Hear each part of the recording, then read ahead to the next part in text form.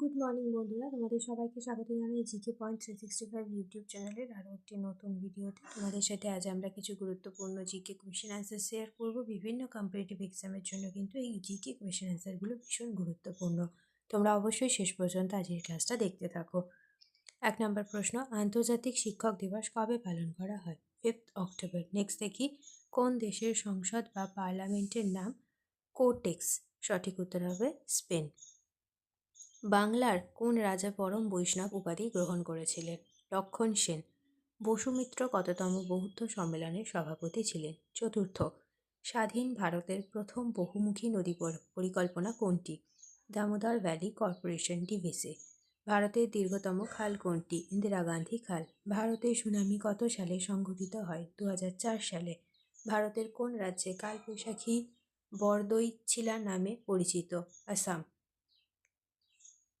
ভারতের সবথেকে খরাপ্রবণ রাজ্য কোনটি? রাজস্থান। বিশ্ব